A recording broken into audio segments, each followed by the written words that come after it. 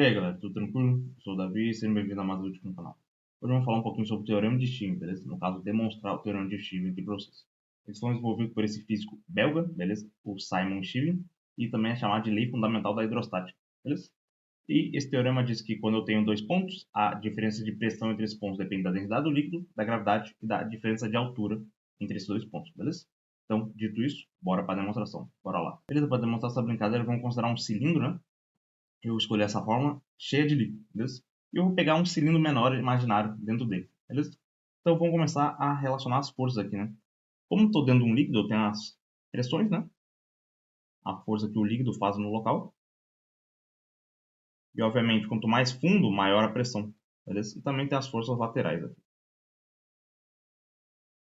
O lado bom dessa brincadeira é que essas forças laterais vão tudo se anular. Essas três, no caso são várias, né? Mas só relacionei três aqui. Vão se anular, beleza?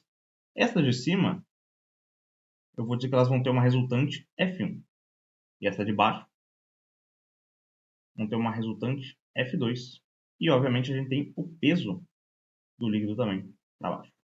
Então, pela segunda lei de Newton, a gente tem que todas as forças que apontam para cima têm que ser igual a todas as forças que apontam para baixo, beleza? A força resultante nesse caso tem que ser nula.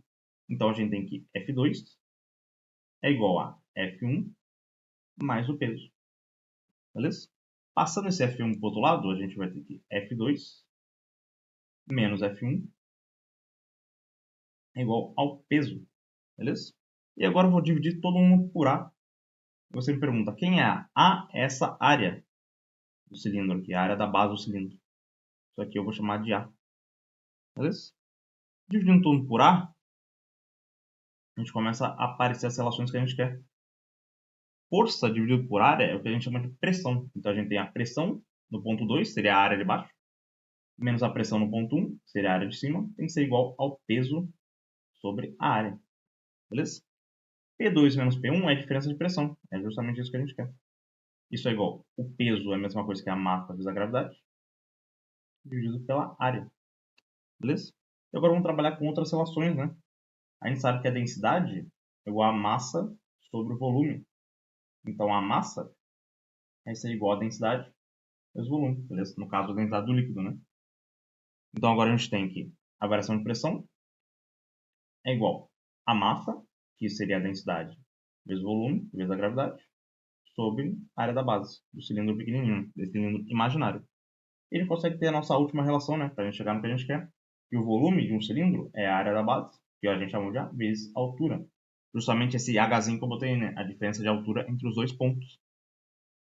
Então agora a gente vai ter que a variação da pressão é igual à densidade do líquido, vezes o volume, né? Que é a área da base vezes a altura, vezes a gravidade. Tudo isso dividido pela área da base. Posso cortar essa área da base com essa área da base. E daqui a gente tira a relação que a gente quer, né? O teorema de Stevens. A variação de pressão entre os dois pontos é a densidade do líquido, vezes a gravidade, vezes a altura entre esses dois pontos. Beleza?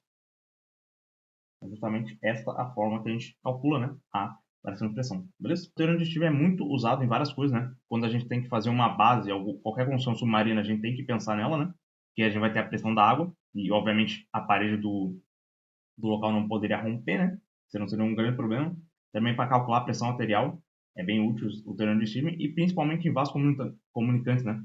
Quando eu tenho dois recipientes, eles são ligados por um tubo e o teorema de Stevens também é bem útil para isso daí, beleza?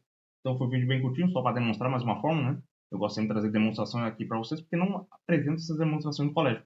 Só jogam as fórmulas na nossa frente e a gente se vira, né? Beleza? Então eu trouxe mais uma demonstração para ficar registrada aí no canal, beleza? Então esse foi o vídeo de hoje, espero que tenham curtido. Se possível, deixar um like para fortalecer o trabalho. Qualquer dúvida, qualquer sugestão, deixe aí nos comentários, beleza? Se inscreve no canal para não perder os próximos conteúdos. Show? Valeu! Até a próxima!